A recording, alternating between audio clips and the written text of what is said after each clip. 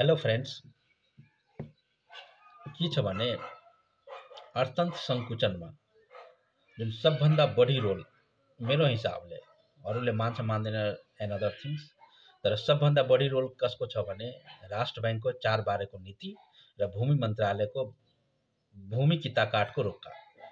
यो दुईटाले देशलाई नराम्ररीसँग मतलब इकोनोमी अर्थतन्त्र नै फेल हुने कन्डिसनमा आज हामी हेरिरहेछौँ। यसको जग आजभन्दा 3 साल अगाडि गरेको थियो, जसको कारणले यो पुरै धराशायी बनाइदियो। मलाई लाग्छ यो बिना सोचेर, मलाई लाग्छ कि मान्छे त हो तर दिमागको कहीँ पनि कामै छैन। यो देशमा यही भइरहेछ। नेपाल देश भनेको मान्छे मात्रै हो, दिमाग छैन। यसको कारणले के भयो भने 4/12 को नीतिले के भयो भने कि अब तपाईसँग मानिलिनुस् 2 अर्ब रुपैयाँको कोल्याटरल प्रोपर्टी छ, 2 अर्ब रुपैयाँसँग छ, धेरै छ, योभन्दा पनि धेरै छ नेपालको इन्भेस्टरसँग जग्गा र प्रोपर्टी। अनि अब उनीहरूले के भन्दियो भने तपाईले 12 करोड भन्दा माथि ऋण लिन सक्नुहुन्न। अब यसको पछाडि मलाई त लजिकै बुझिरहेको छैन। राष्ट्र बैंकले के दिएको थियो भने मतलब टोटल ऋणमा 200 जना मान्छेको सबभन्दा बढी ऋण छ। अब त्यो जुन 200 जना मान्छे भन्यो नि, मलाई लाग्छ कि देशभरिकै प्रोपर्टी तिनीहरूको हातमा छ। अब के गर्ने? यसलाई त जबरजस्ती यो मार्क्सवादी लेनिनवादी त हैन कि तिमीसँग सबै प्रोपर्टी खोसेर म सबैलाई बाँड्दिउँ। यो त झन् भयावह अवस्था हुने भयो। चीनमा पनि यस्तै गरेको थियो। अनि यसको के भयो भने चीनमा 25 वर्षसम्म भुखमरीको अवस्था आयो।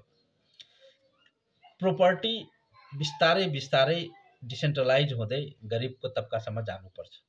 अब यसको लागि हैन कि म तपाईको जग्गा खोसेर अरूलाई दिदिने हो। यो त एकदमै ननसेन्स हो। यो त ननसेन्स म भन्छु। ननसेन्स हैन, भयावह छ। तपाईको देशबाट जति लगानी भइरहेछ त्यो पनि छोडेर मान्छे भाग्छ। नेपालमा लगानी नै आउँदैन।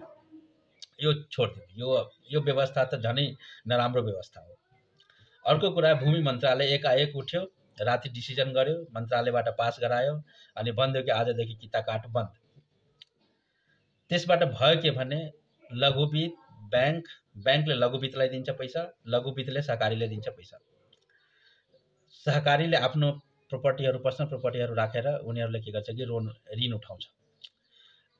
लघुवित्त र सहकारीको 80% लगानी जग्गामा थियो। एकाएक आजदेखि बन्द। अब गर्ने के? सबै पैसा जिरो भयो।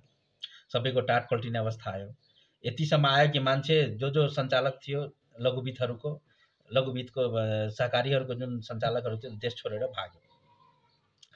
नेपालको गल्ती के छ भने कुनै पनि नियम ल्याउँछ भने अन द स्पट आजदेखि लागू हुने। उसको मतलब दिमाग कहीँ पनि युज गर्दैन। यो निर्णय आजको आज लागू गरे भने यसको इफेक्ट के होला भनेर। मलाई त झनै रिस उठ्छ। यो मतलब यो संसदमा बसेको मान्छेहरूले जुन एकाएक निर्णय ल्याउँछ। तपाईले भन्न सक्नुहुन्छ कि 4 सालपछि जग्गामा हामी लगानी गर्दैनौँ। यसमा जसले लिएछ हामी उसलाई ऋण दिदैनौँ। एउटा स्टेप बाइ स्टेप रिलिज हुन्छ, त्यहाँबाट फन्ड पैसा रिलिज हुन्छ। आज म उठे, आज बिहान भन्दिए ल आजदेखि किताकाट बन्द, आजदेखि किताकाट सुरु। मतलब यो के तरिका हो? मतलब दिमागको कहीँ पनि उपयोगिता छैन। दिमाग लाग्छ कि नेपाल देशको भुसा भरेको छ दिमागमा। कुनै पनि कुरा ग्रेजुअली हुन्छ, क्रमशः हुन्छ। यस्तो छैन कि म आजको भोलि म रिच भइहाल्छु। त्यस्तो हुँदैन। यो नियम कुनै पनि नियमसँग मेल खाँदैन। यो नियम खान्छ। कांग्रेसमा थियो। कांग्रेस जति बेला सरकार थियो त्यति बेला रातारात अरबपति भइन्थ्यो। नेपाल त छैन। अब यो सटायर नै हो। अब भन्ने के?